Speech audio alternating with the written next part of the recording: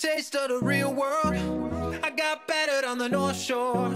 It gave me comfort when I always knew that. I always knew that you were there for me next door. I lived it hard on the... Question number 11. Evaluate 10x minus 3 where x is equal to 7. Okay. So is it A, 76, B, 14, C, 10, or D, 67? Okay. So paano nga ba sasagutin ito? So first, I'll give you the 5 seconds muna to think about your answers. Okay, so paano nga ba sasagutin dito? You just need to substitute this 7 here dito sa x natin. So papalitan lang. So 10 times 7 tayo dyan. Kasi magkatabihan sila, meaning multiplication yan. So 10 times 7, that is 70. Then 70 minus 3, of course, that is 67. Okay, so of course, yung ibang dyan, mali. Easy, right? Okay, so now let us go to question number 12. Evaluate 5x plus 3y all over 2x, where x is 4 and y is negative 5. Is it A, negative 5 over 8, B, negative 5 over 10, C, 5 over 8, or D, 5 over 10? Okay, so I'll give you 5 seconds to think about your answer for this question. Okay, my dear math learners, paano nga ba sasagutin dito? Okay, so one of the technique here is to think about the denominator. Okay, so we have 2x there. So yung x natin is 4, right? So 2 times 4 tayo dyan. So 2 times 4, that would give us 8. So therefore, itong B at D natin, mali na agad ito. Okay, tingnan natin. Yan, mali na yan. Okay, so how about this, sa kanilang dalawa, is it negative or is it positive? Okay. So what we can do is 5 times 4. Papalitan natin itong x dito by 4. So that is 20. Tama? And then 3y. 3 times negative 5. That would be negative 15. So we have 20 here. We have 15 here. Minus. Kasi negative yun. Okay? So 20 minus 5. What is the answer? Okay, so that is positive 5. So 5 over 8 tayo dyan. Alright. So of course, mali yung letter A. I hope you are having a good time to our discussion, my dear math learners. Now, let us continue. Question number 13. Evaluate 7x squared minus 10y when x is equal to 2 and y is equal to 4. Is it A, 10, B, negative 10, C, negative 12, or D, positive 12? Okay, so you have 5 seconds to think about your answer for this question. Okay, so paano nga ba sasagutin ito? Papalitan lang. So we will apply the BODMAS rule or the PEMDAS rule, the parenthesis, exponent, multiplication, division, addition, and subtraction. So of course, we have here x, right? So may x tayo dito pero naka-squared siya. So if I will show you that 1, so we have here 7 and then 2 there. Tapos may square tayo dyan. Okay? Tapos, minus tayo ng 10, then multiply tayo by y. So, uunahin muna natin ito. So, 2 squared. So, that would give us 4. Okay? So, 7 times 4 na tayo. And then, itong y natin dito, nga pala, 4 dapat ito. Yan, 4 yan. Okay, so 10 times 4, that will give us 40. So, 7 times 4, that is 28. Minus 40 tayo dyan. So, therefore, the answer is negative 12. Okay. So, let us try whether we are correct, my dear math learners. Ayan. Tama nga tayo. I hope you got the correct answer. Okay. Kasi kung itong tatlo ang titingnan natin, mali yan sila. Now, let us go to question number 14. We have simplified negative 4x plus 3y plus the quantity 3x minus 2y. So, this is an addition of binomials. So, is it A, negative x plus y, B, x minus y, C, 2x plus y, or D, x plus 2y? So, I'll give you 5 seconds to answer this question, my dear math learners. Okay, so, paano nga ba sasagutin ang question na ito, my dear math learners? Okay, napakadali lang. Ito siya dito, i-add mo lang dito. Yan. Tapos, ito naman, i-add mo yan. So, bakit ganon, Sir Ash? Basically, ang simple explanation dyan is that you will add like terms. So, combine like terms lang tayo dyan. So, sino yung magkapareho ng variables, sino yung magkapareho ng exponent, Yun ang pagsasamahin natin. So, meron tayong ano dito, negative 4x and um, negative 4x here, and we have 3x here. Okay? So, pag i-add mo yan silang dalawa, the value is negative x. So, kung titingnan natin dito, sino ang may negative x, alam na agad natin na ito yung sagot. Okay?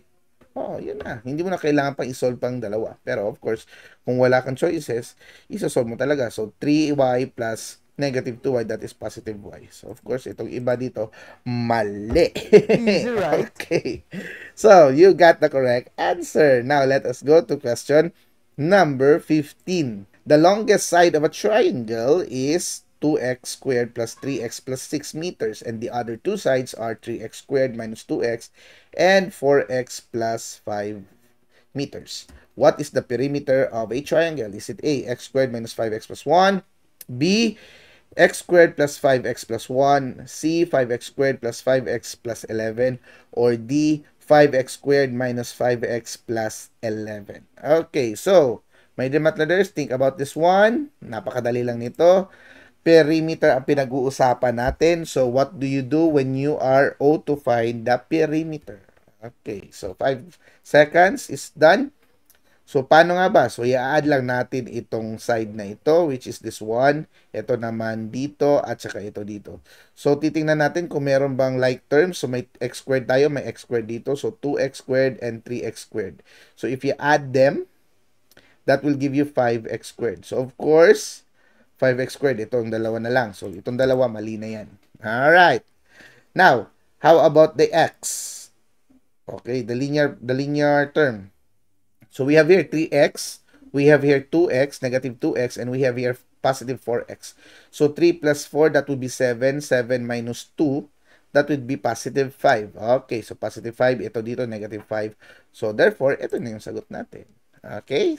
So, mali ito.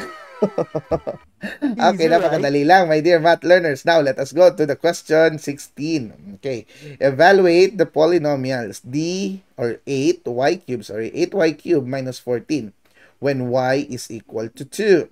Okay, is it A, 60, B, 50, C, 65, or D, 55? Your 5 seconds starts now. Okay, sa question na ito, my dear math learners, napakadali lang kasi papalitan mo lang ang y ng positive 2. So, kung positive 2 dyan, so magiging 2 cube na yan multiplied by 8. Remember, my dear math learners, na uunahin natin ang exponent bago mag-multiply from the rule of the ordered of operations, yung PEMDAS or yung BODMAS. Okay. So, of course, y cube, that is 2 cube, meaning 2 times 2 times 2. So, 2 times 2 times 2, that would be 8. Then, 8 multiplied by 8, that would be 64. So, 64 minus 14, that will give you 10. 64 minus 14. Anong sagot ng 64 minus 14? Oh, ito yun. Ayan. Medyo nawala si Sir Ash. Okay. Okay, so mali yung iba. Yan. So now let us go to the next question. Question number 17. What is meant by third power of 10? Napakadali ng question na ito. So is it 10 times 10 times 10? Is it 10 times 3? Is it 10 divided by 3? Or is it 3, 10, 3? I-multiply with each other. Okay, 5 seconds. Okay, so ang tanong or ang sagot sa tanong na ito, third power of 3. So basically, anong pagkakasulat niyan? Third power of 3, ganito lang yan, my dear matters. 10 to the third power. Yan. So, pag 10 to the third power, it means 10 times 10 times 10. Okay, letter A ang sagot dyan. So, let's try. Ayan, we got the correct answer. Easy, right? Of course, mali ang tatlong na yan. Okay, now let's go to the next question. What is the value of 8 to the power of 0? Okay, 8 to the power of 0. Is it A, 0, B, 1, C, 2, or D, 8? Okay, 5 seconds. Ano nga ba ang sagot sa mga expression kapag meron itong exponent na 0? Okay, the correct answer, basically, my dear math learners, is B. Okay, 1. Kasi, all according to the zero exponent rule, any number or variable with an exponent of 0 will always have a value of 1. Okay, so, mali ang ibang sagot dyan. Okay. Easy lang talaga, my dear math learners. Now, let's go to the question number 19. What should be multiplied by 8x cubed to get the product of 24x to the 5th power? Is it A, 4x squared, B, 2x cubed, C, 3x, or D, 3x squared? Okay, so 5 seconds to answer this one. Okay, my dear math learners, let's try. What is your answer? Okay, so I hope tama ang sagot ninyo. Pero for me, napakadali lang ng question na ito.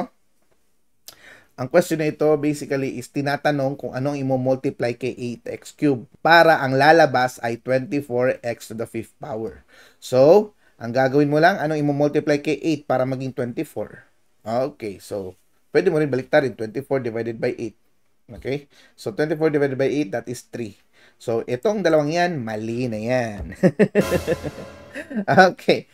Now, ano na lang kulang? So, ito, x cubed. Tatlo lang. Ito, x to the 5th. So, ilang kulang? Tama? So, x squared ang kulang. So, the correct answer is 3x squared. Alright. So, of course, mali ang 3x. I hope you got that one, my dear math learners. Now, let us go to the next question. This is already question number 20, and this is halfway of our review series for grade 7. I hope you have a good time, my dear math learners. And by the way, shout out sa mga estudyante ng Santa Ana National High School na kung saan marami sa mga grade 7 students na pinapasukan ko kapag nag-absent ang mga teachers ay nagpapa-shoutout sa akin. So, shout out sa inyo dyan, mga grade 7 students. Alright. So, what to do with the exponents when you are dividing powers of the same base? Ano daw ang gagawin sa mga exponents kapag meron kang the same base? Kapag nagdi-divide ka ng mga powers ng the same base. Ayun. So, is it A, multiply, B, divide, C, subtract, or D, add? Okay, 5 seconds to answer this one, my dear math learners. Okay, stop. Now, paano nga ba sasagutin ito? So, ito yung ginamin niya, my dear math learners. So, we have x to the power of, let's say, 4 over x to the power of 2. Ayan. So, ano daw ang gagawin kapag ikaw ay nagde-divide ng mga powers of the same base? Okay. So, anong gagawin? So, that is basically the quotient rule. In the quotient rule, okay, alis lang natin to. According to the quotient rule, my dear math learners, if you have the same base and you are dividing, so what you will do with the exponents, you subtract them. Okay, so we got the correct answer. Let's try kung isagot ninyo. Ayan. So, mali kapag multiply, divide, or add. Ang gagawin sa mga exponents, again, ay subtract. Okay. Easy lang talaga. So, congratulations, my dear math learner, kung ikaw ay nakaabot sa question na ito because you are already halfway of our reviewer series. So, now let us go to the part 3 questions. I got a taste of the real world. I got battered on the North Shore. It gave me comfort when I always knew that. I always knew that you were there for me next door. I lived it hard on the long road. I ran through every single zip code. I get low.